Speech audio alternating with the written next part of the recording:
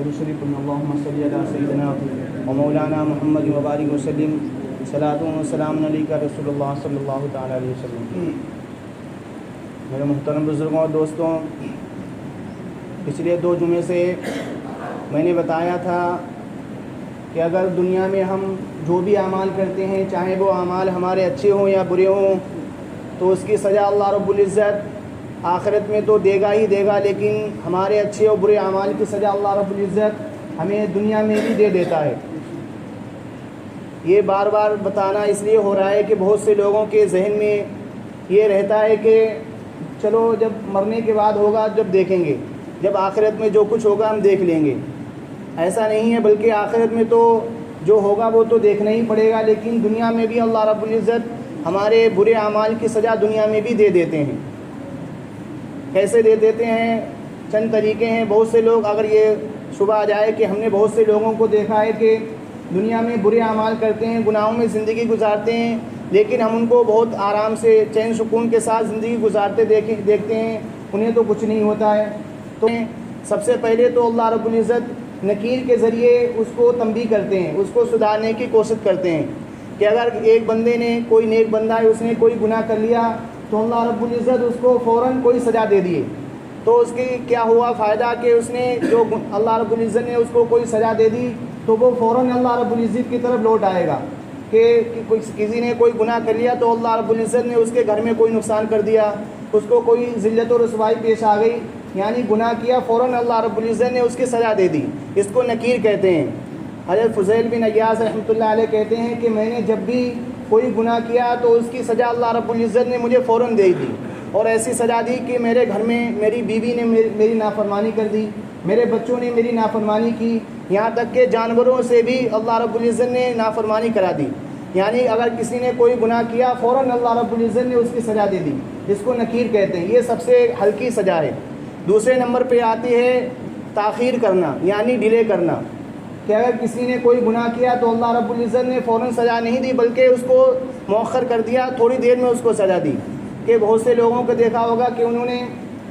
جوانی میں کوئی گناہ کیا تو اللہ رب العزت نے اس کی سزا بڑھاپے میں دے دی ہے، تو یہ سزا پہلے سے زیادہ سخت ہے کہ پہلے اللہ رب العزت نے جو سزا دی تھی وہ فوراً دے دی تھی۔ فوراً کا فائدہ یہ ہوا کہ اس نے فوراً توبہ کر لی، اللہ رب العزت کی بارگاہ میں آ گیا، فوراً اس نے معافی تلافی کر لی۔ لیکن دوسرے نمبر پہ جو سزا ہے وہ تاخیر کرنا، یعنی جوانی میں کوئی گناہ کیا تو اس کی سزا بڑھاپے بھی ملنا ہے، تو یہ دوسرے نمبر کی سزا ہو گئی۔ تیسرے نمبر کی سزا ہے کہ اللہ رب العزت کی خفیہ تدبیر،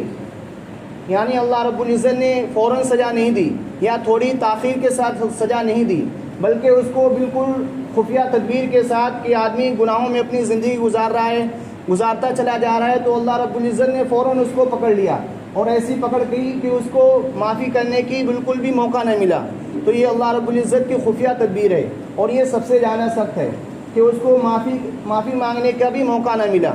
تو اللہ رب العزت 3 طریقے سے سزا دیتے ہیں کہ پہلے کسی کو جو نیک بندے ہوتے ہیں ان کو نکیر کے ذریعے تنبیہ کرتے ہیں، دوسرے نمبر پر تاخیر کرتے ہیں، اور تیسرے نمبر پر جو سخت سزا ہے سب سے زیادہ اللہ رب العزت کی خفیہ تدبیر، کہ اس نے کوئی گناہ کیا اس کو اللہ رب العزت فوراً سزا نہیں دے رہے ہیں، بلکہ اس کو مؤخر کرے جا رہے ہیں، یہاں تک کہ خفیہ تدبیر کے ذریعے اس کو پکڑ لیا، اس کو معافی مانگنے کا موقع بھی نہیں ملا۔ تو یہ اللہ رب العزت اس کے ذریعے 3 طریقے سے لوگوں کو سزا دیتے ہیں۔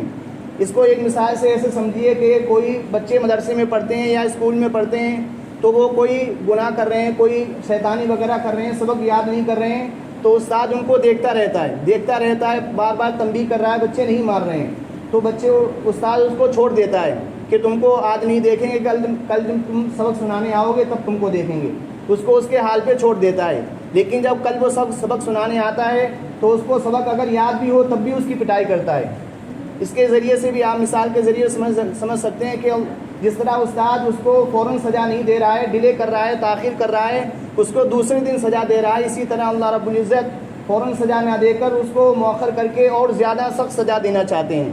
تو یہ چند طریقے ہیں جن کے ذریعے سے اللہ رب العزت سزائیں دیتے ہیں۔ اللہ رب العزت گناہوں کے ذریعے دنیا میں ہمیں سزائیں دیتے ہیں۔ 13 نمبر پر ہے جو ہمارے گناہوں کی سزا اللہ رب العزت ہمیں دنیا میں دیتے ہیں، وہ یہ ہے کہ گناہوں کی برائی کا احساس دل سے نکال دیتے ہیں۔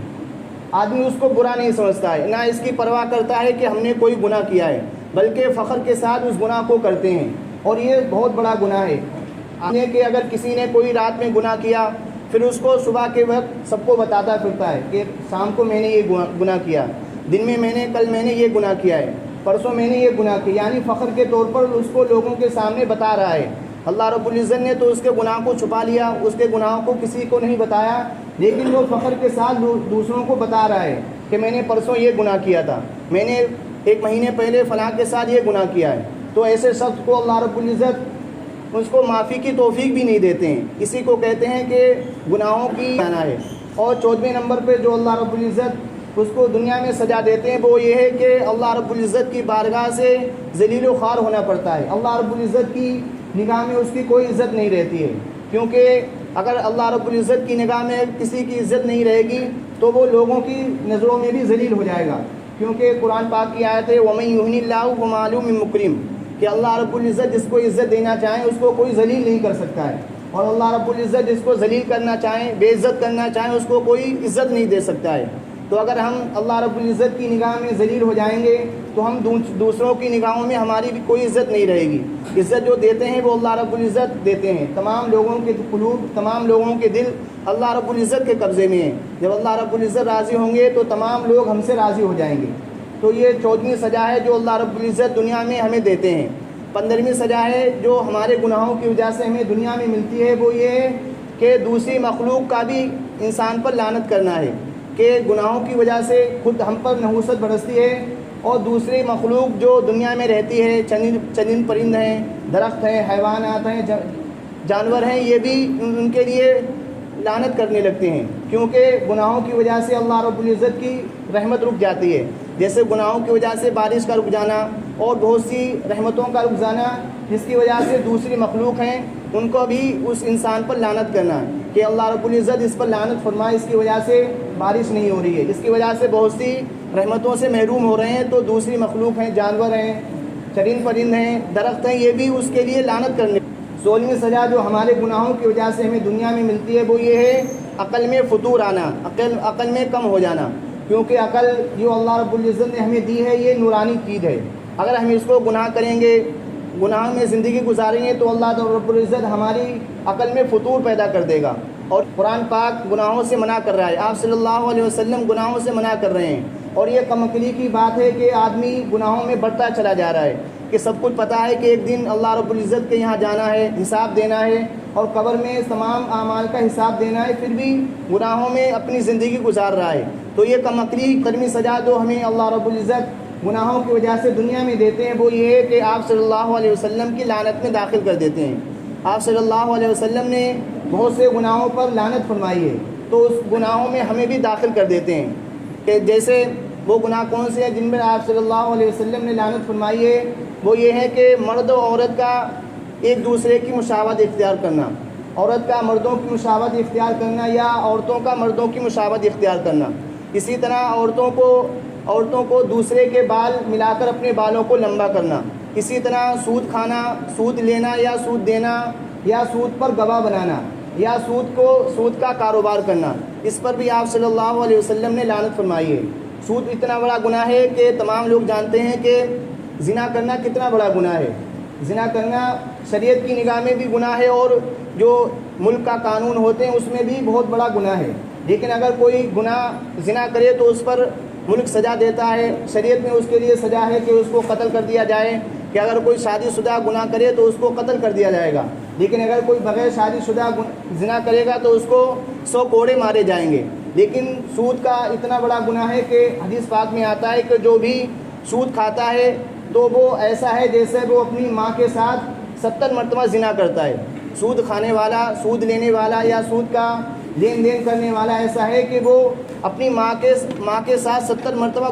زنا کرنے والا ہے۔ ایک تو کسی دوسری عورت کے ساتھ زنا کرنا یہ کتنا بڑا گناہ ہے، اور کوئی اپنی ماں کے ساتھ زنا کرے تو یہ تو سمجھو بہت ہی بڑا گناہ ہے۔ کوئی بھی دنیا کا ایسا شخص نہیں ہوگا جو اس کو گناہ نہ سمجھتا ہو۔ تو جو سود کا کاروبار کرتے ہیں، سود کا لین دین کرتے ہیں، تو حدیث پاک میں آتا ہے، آپ صلی اللہ علیہ وسلم نے فرمایا ایسا شخص ایسا ہے جیسے اس نے اپنی ماں کے ساتھ 70 مرتبہ زنا کیا ہے۔ تو یہ 70ویں سزا ہے جو ہمیں ہمارے گناہوں کی وجہ سے اللہ رب العزت ہمیں دنیا میں دیتے ہیں، وہ یہ ہے کہ اللہ رب العزت آپ صلی اللہ علیہ وسلم کی لعنتوں میں ہمیں داخل کر دیتے ہیں۔ اور 19ویں سزا جو ہمارے گناہوں کی وجہ سے ہمیں دنیا میں ملتی ہے وہ یہ ہے کہ فرشتوں کی دعاؤں سے محروم کر دیتے ہیں۔ جو فرشتے ہوتے ہیں وہ نیک لوگوں کے لیے دعائیں کرتے ہیں کہ اللہ رب العزت جو نیک لوگ ہیں ان کی مغفرت فرما، جو اچھے کام کرنے والے ان کی مغفرت فرما، جو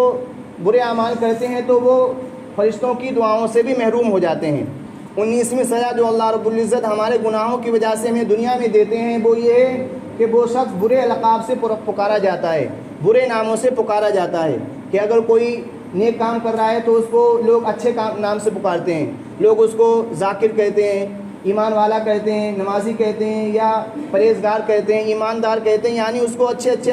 ناموں سے پکارتے ہیں۔ لیکن اگر کوئی گناہوں میں اپنی زندگی گزارتا ہے تو لوگ اس کو برے نام سے پکارتے ہیں، لوگ اس کو جاہل کہتے ہیں، لوگ اس کو بے نمازی کہتے ہیں، لوگ اس کو ملعون کہتے ہیں، برے برے الفاظ سے ان کو پکارتے ہیں۔ تو 19ویں سزا جو اللہ رب العزت ہمیں ہمارے گناہوں کی وجہ سے دنیا میں دیتے ہیں وہ یہ ہے کہ برے القاب سے وہ شخص پکارا جاتا ہے۔ اگر اچھے اعمال کریں گے تو لوگ ہمارے دلوں میں اللہ رب العزت لوگوں کی محبت ڈال دیں گے اور ہمیں اچھے اچھے نام سے پکارا جائے گا۔ اور 20ویں سزا جو اللہ رب العزت ہمارے گناہوں کی وجہ سے ہمیں دنیا میں دیتے ہیں وہ یہ ہے کہ اللہ رب العزت شیطان کو ہم پر مسلط کر دیتے ہیں، کیونکہ نیکی کرنا، طاعت کرنا، بندگی کرنا یہ اللہ رب العزت کا قلعہ ہے۔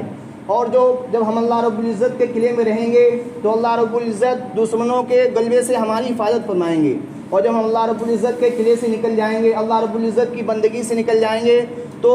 شیطان کا، دشمنوں کا ہم پر مسلط ہو جائے، اور شیطان ہم سے ایسے ایسے کام کرائے گا، ہماری زبان سے، ہمارے ہاتھ پاؤں سے ایسے ایسے گناہ کروائے گا جس کا کوئی گمان بھی نہیں کر سکتا ہے۔